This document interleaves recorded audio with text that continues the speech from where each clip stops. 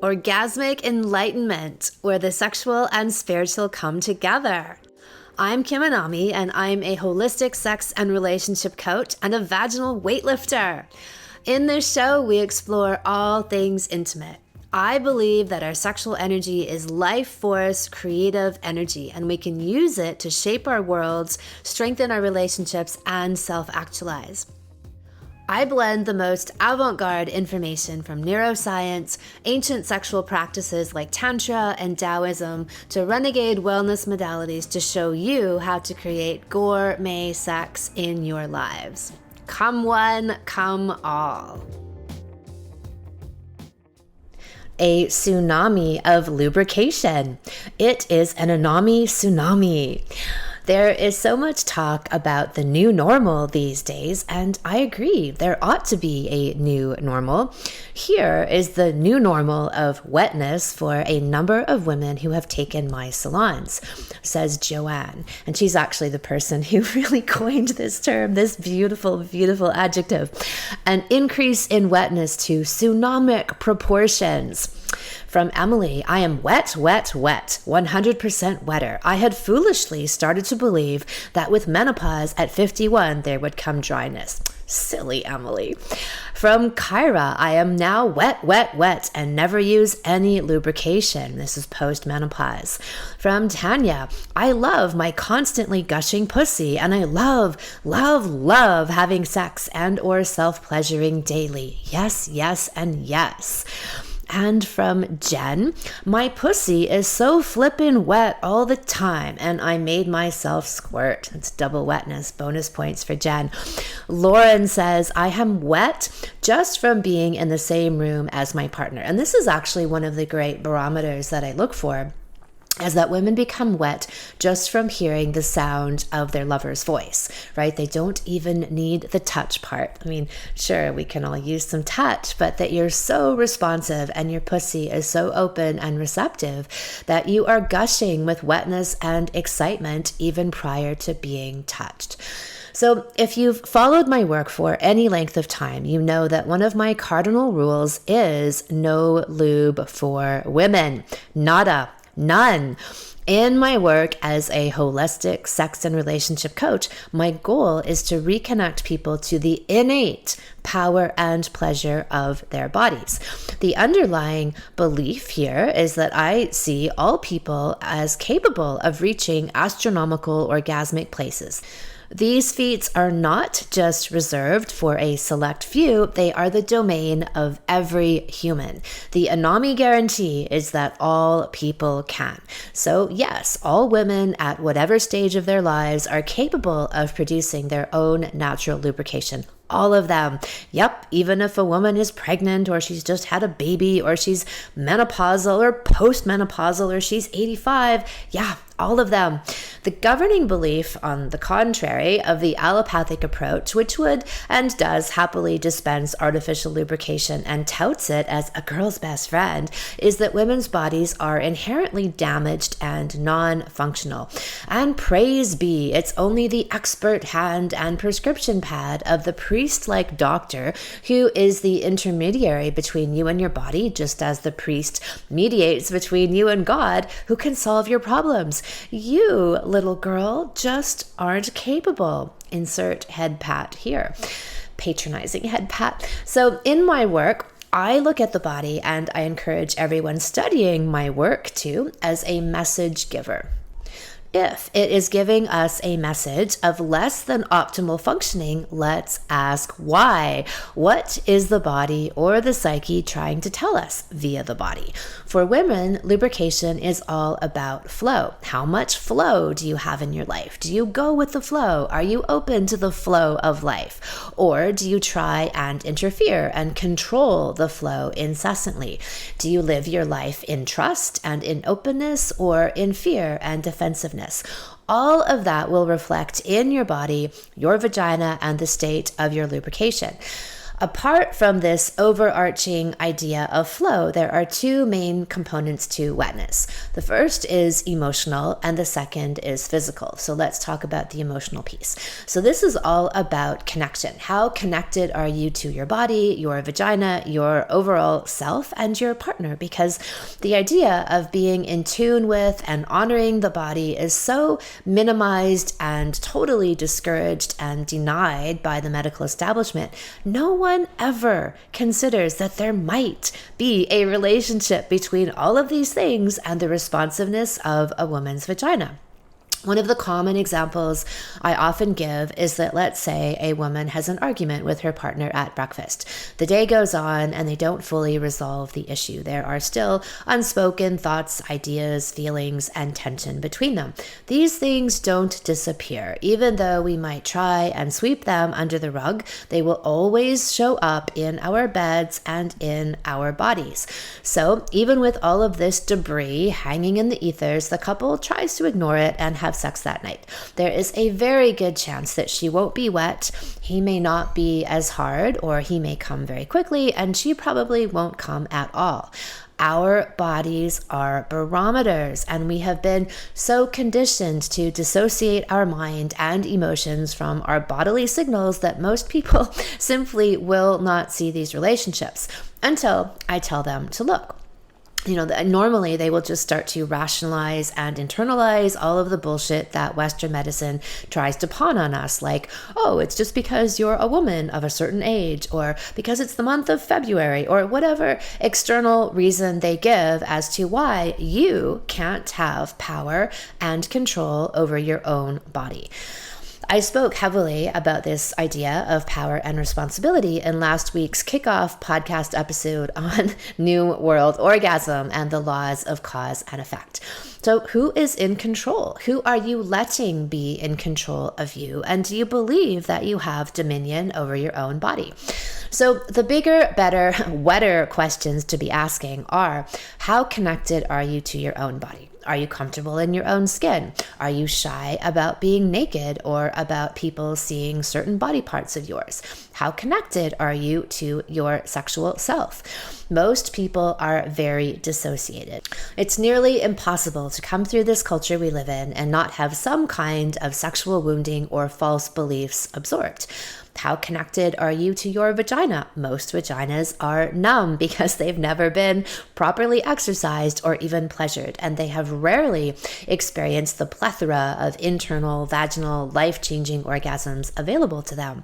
And then, how connected are you to your partner? As with the example I gave earlier, if there is any kind of residue in the space between you, it will show up in bed and in your body. I guarantee it. The flow in your life and relationship is cultivated via an ongoing process of feng shui, clearing out the old and the not useful anymore, and optimizing the space for the most free movement and expression of energy. Back to flow. So all of my salons address these issues: how to quantum leap this inner excavation and illumination, and most quickly get to the state of high functioning, uber high functioning, the land and the reality of multi-vaginally orgasmic women with oceans of lube and ejaculate. This is the new normal. This can be your new normal. It's the new normal for Becca, who is today's well-fucked all-star, and we will be speaking with her shortly. Firstly, though, let's talk about any possible physical reasons for not lubricating naturally. And this will be fast because there are only two. I know that you are probably thinking, oh yeah, hormones and babies and menopause. Nope, none of these things. The only physical reasons for not being wetter than wet are: 1, not being turned on, and 2, having a weak vagina.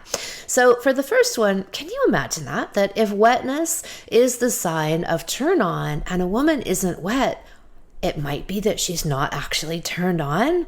Nah, there couldn't be any relationship there. Obviously, I'm being as facetious as can be, but this is actually the logic most women are given by medical doctors. Your sign of being aroused has nothing to do with you being aroused. Huh? Yeah, look, those dumb fucks are an embarrassment to themselves. Breaking news! Dun, dun, dun, dun, dun, dun, dun. When a woman is turned on, she's wet. You're kidding me. Really? Wow, what an amazing thought. So let's say we indulge this crazy line of thinking. Perhaps a woman just isn't turned on. A major part of the problem is that women have had this bred into them for millennia, this idea, or at least centuries, that they ought to override their bodies, disregard their own lack of desire, and simply accommodate. Instead of listening to their vaginas, does she need more foreplay, more oral stimulation? Does she want her breasts played with, or maybe have a yoni massage a week for the next 6 weeks? If she's turned on and she wants you inside of her and all of the other space is clear between you, she will be wet. Wet as a tsunami. But wait, there's more. So there is one other physical factor, and that is having a numb vagina. The biggest physical impact that you can have on increasing your lubrication to tsunamic proportions is having a jade egg. Circulation equals lubrication, and most women have never exercised their genitals. For years, they have been given the poor, useless, diluted Kegel exercise and recipe for future surgery from a underfucked and sexually experienced OBGYN, which is the majority of them. So until a few years ago, when me and my vagina began traveling around the world, lifting objects indigenous to various regions, to show people the power of what the vagina could actually do and was meant to do, like shoot ping pong balls, which is the normal, healthy baseline for all vaginas on the planet. So up until then, most people had never even heard of a jade egg, let alone know what to do with it or how to properly exercise their vaginas. So the action of using a yoni egg with exercises is the closest to the original iteration of the Kegel exercise, which Dr. Kegel came up with in 1947. This diluted abomination version of randomly flapping your vagina in the wind with no object inside of it is not the exercise that Dr. Kegel created. His version that immediately had a 90% success rate with urinary incontinence involved placing a device inside the vagina, which was called a Kegel perineometer, which was there to create resistance and give feedback, just like you would with a weightlifting practice. Airlifting doesn't get you very far, and that's where the Jade egg comes in. So these muscle exercises actually generate oxygen and blood flow, which creates lubrication. And the way that I teach the Jade egg, which is a unification of mind, body, spirit, and vagina in a multi-dimensional approach, then we have healing and integration on all these levels as well, which then amplifies the physical power and progress of the egg work. When all of my work is about working on all these different levels, because one level on its own, especially just doing something physically, isn't enough. So in doing this, a woman can truly reclaim her vaginal, orgasmic, and sexual power. We have countless stories. Some of those ones that I was reading out earlier are from our love letters/reviews page on kimanami.com, where we highlight post-childbirth, menopausal women, people who just thought that all was lost and they found it again in their vaginas, and so can you.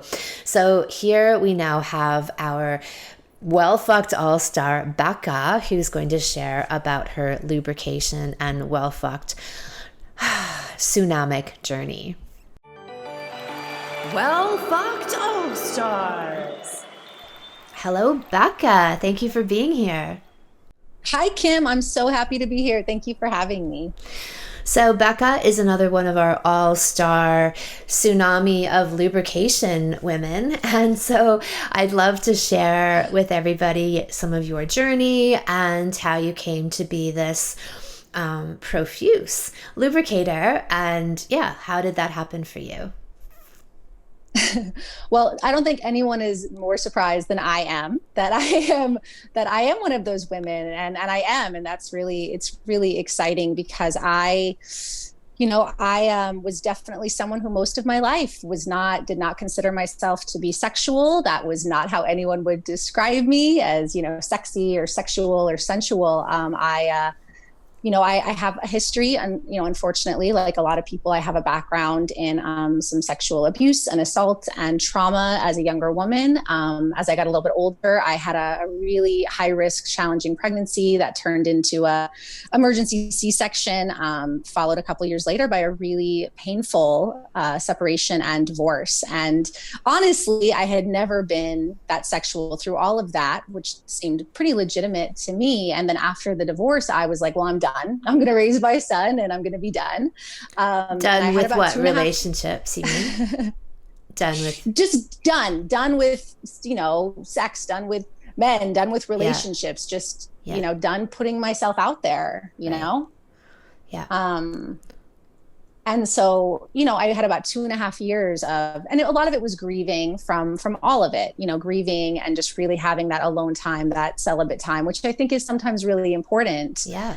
Because then, and so then but I had a realization one day. I was, I had just recently turned 35, mid 30s. And I just had this moment that was like, I'm not done yet. I'm not ready to be done yet. Like, I really want to give this a shot. My whole life I'd heard women talking about how much they love sex and enjoyed sex. And, I was like, maybe that's available to me. Maybe it's not, but I'm like, at least going to give it a good try before I completely give up.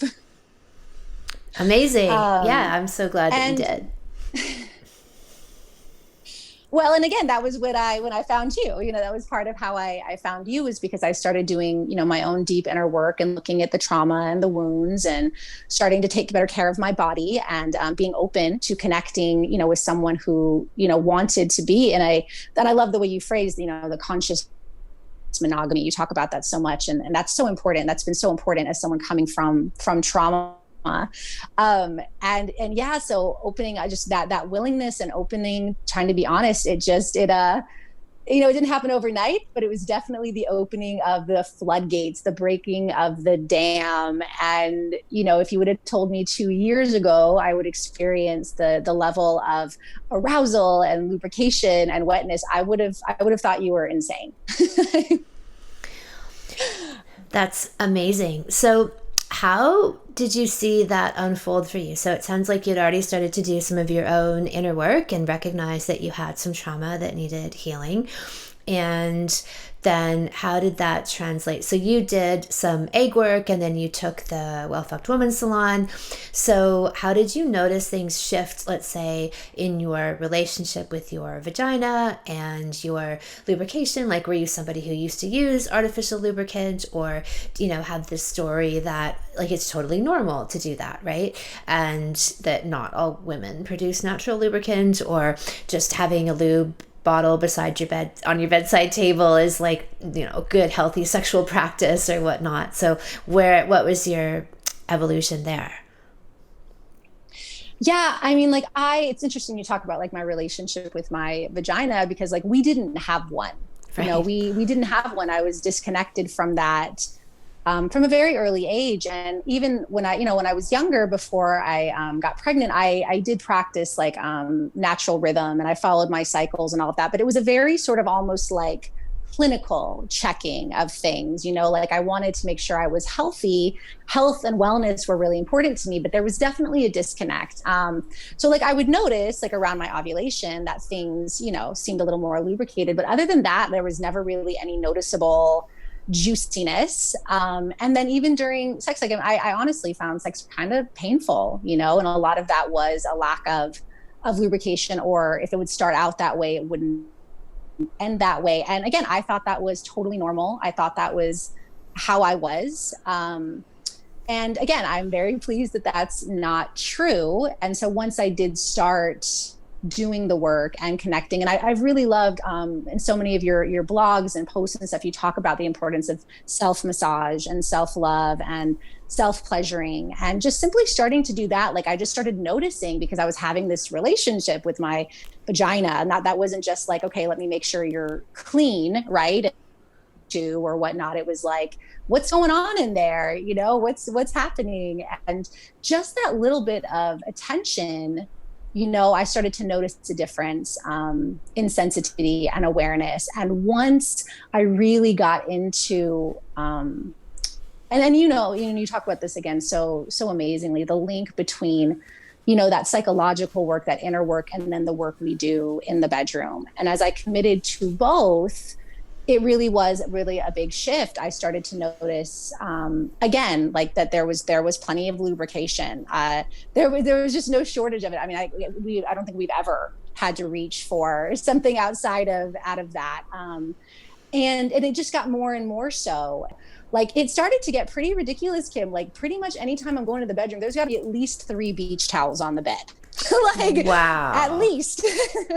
I mean, it actually sometimes, like, I kind of like jokingly get embarrassed because I just think about, my partner or something, and she just starts like dripping down my leg, right? Like, and just a little bit of like attention, like when I do the yoni massage, like the second like there's any attention there, she just kind of like I don't know, like it's like this, she kind of like swells and juices up. I mean, it's so interesting, the difference in that relationship. And again, it's a little funny to try to describe that.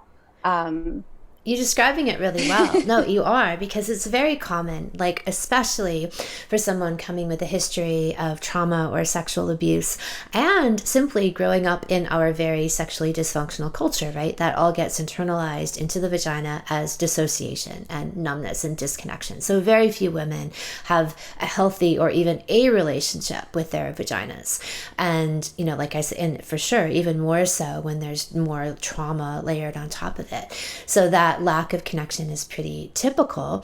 And but to do the work and then generate that relationship and feel that connection, and then that starts to manifest in the aliveness of sensation and sentience and articulation and flow with lubrication, right? Where the lubrication becomes this very clear indication of arousal, of consciousness, of presence, of wanting someone to enter, right? It's funny how, like, I talked earlier in the pre-recording for my segment about how, oh my gosh, like really? Do you think that a woman being wet is a sign of arousal? Like it's like the whole Western allopathic mindset, like there's no relationship between a woman being wet and is that being an indication of arousal, right? Like why would we have that connection? Like, it's so ridiculous to me.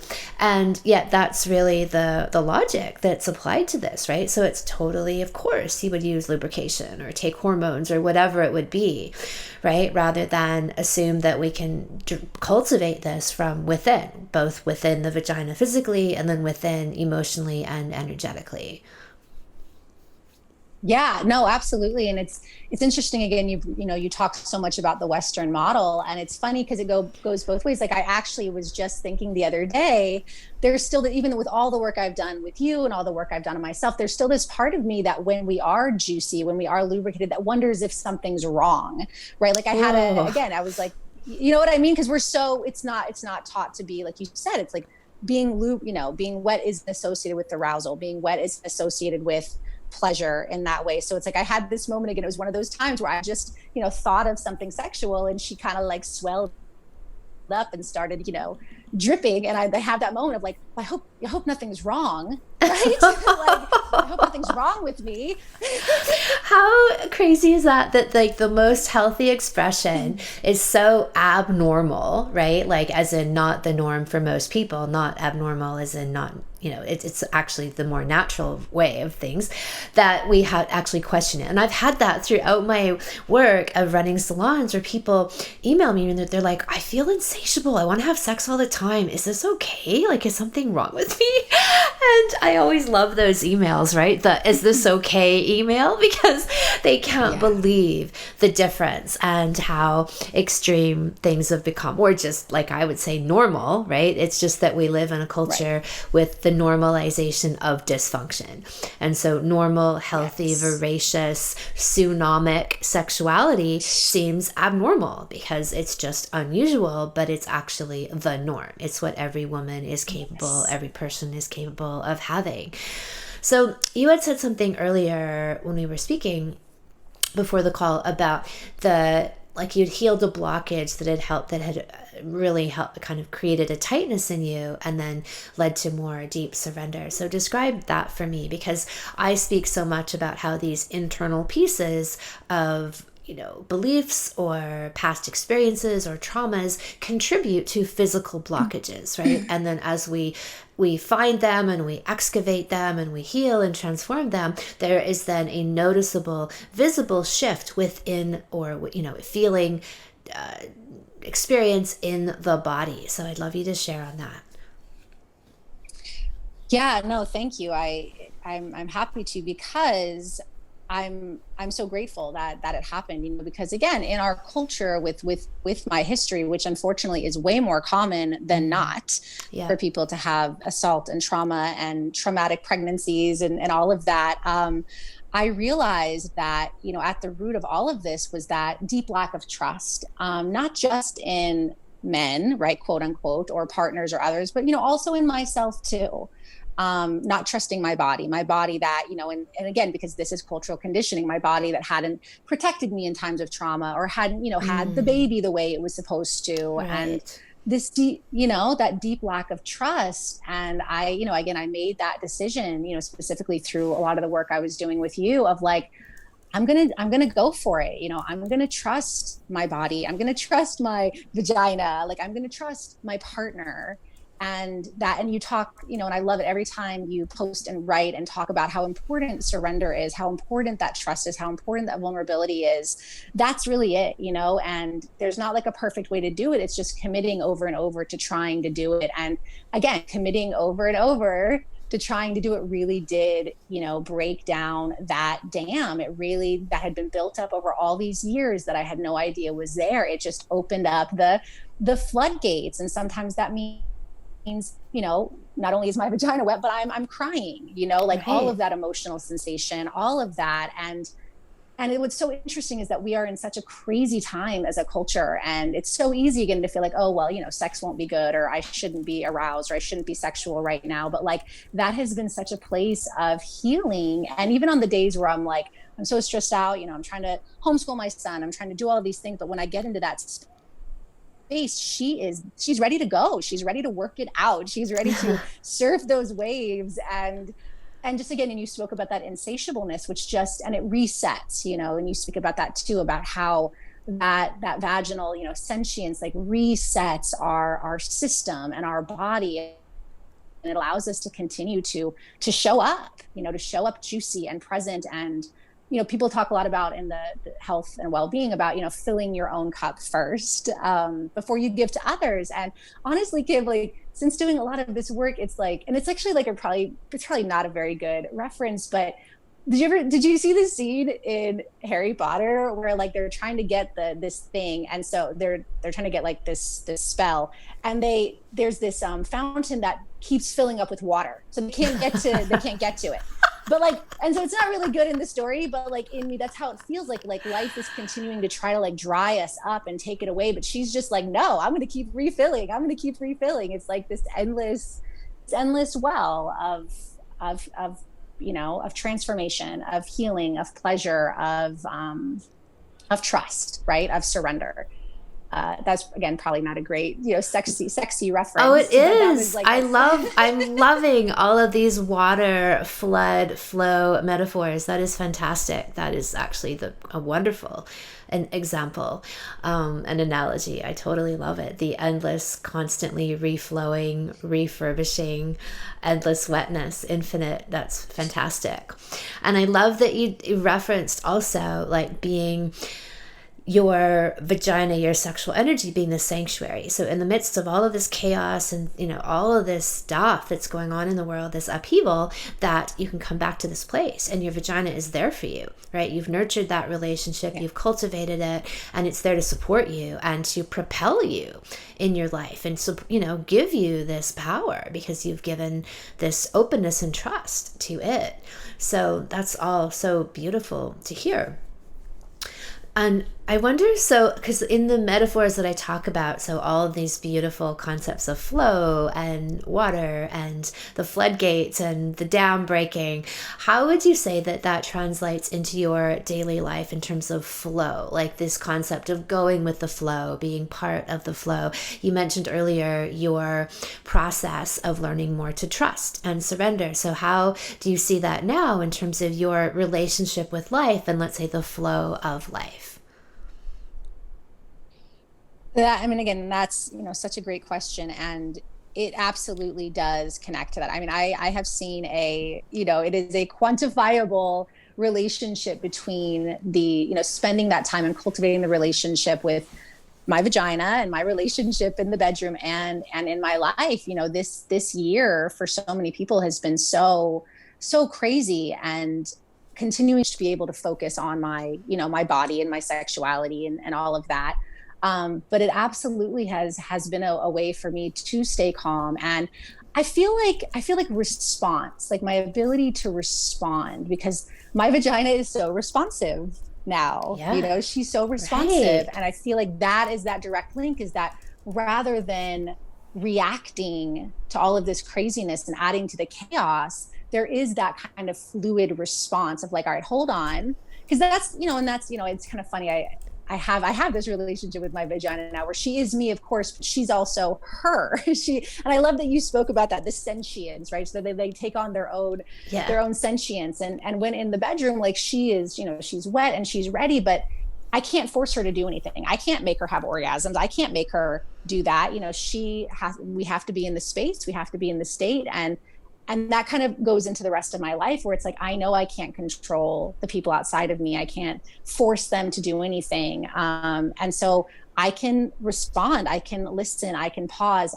You talk so much about breath. I can breathe the same way I do, when I'm doing my self-pleasuring or doing my connection, which is such an important practice. Like I can breathe with her, and then that translates into just being able to respond and breathe as all these things come up.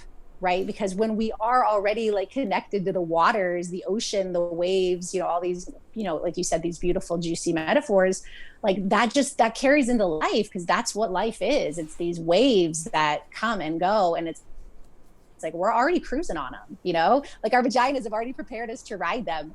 So yeah, it's just, I feel like my ability to respond has been probably one of the bigger gifts outside of the bedroom, and that personal relationship is I respond in a totally different way to my life and to the events that happen.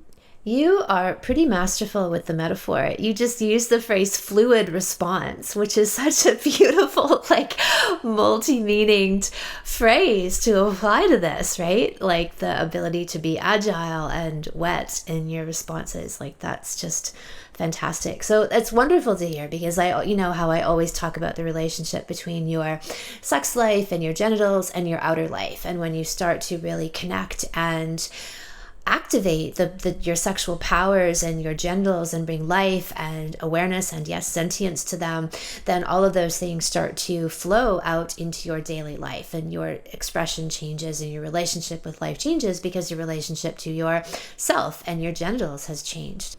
So how about the financial flow? Did you notice any correlation with that? Yes. And I continue to be amazed at that. During this last year with the pandemic and having done WFW, I had a lot of big changes. My job of almost 16 years dissolved because of the pandemic. There's been a lot of, I had to move, and yet it's continued to flow. I've had support come in, unexpected, last minute support come in, work and jobs and clients continue to come in. And again, it has been like magic to me, that connection, because in a time where there has been so much loss and upheaval, like I've been able to stay above water, right? Continuing with our water metaphor, like Right. above water, from this. And it has, like, I absolutely, think that there is a direct correlation to that flow in the vagina and the flow with the finances and relationships and work and the quality of work and relationships. So it is, I mean, again, if any, if anyone else is really struggling with that right now, like, again, give it a try, because for me, it has made a big difference in also just trusting that even in the days and weeks where money stuff is scary, like having that deep trust that we'll be okay and we're taken care of, and that there is that sort of sanctuary in my space, and that has continued to be true. Absolutely, definitely a connection. So, yeah, I love how you're describing all of these things. So, is there anything else that you'd like to touch on with relating to your lubrication journey or your sexual orgasmic journey in general? Well, I just, based kind of what you were just saying, I want to say that like this work, it seems like magic. Like you were saying, like it does seem like there's this sort of magic quality to that. Like, because I remember when I first started diving into this and working with you and reading your blogs and stuff, you would talk about like, if you connect to your vagina and your sexuality, it's going to affect everything in your life. And I was like, how is that possible? Like, how can that be possible? But it is, and it's possible like magic, like the way it changes the dynamic, the relationship, the workflow. I mean, the flow into anything. And I think that's really important because I didn't believe it.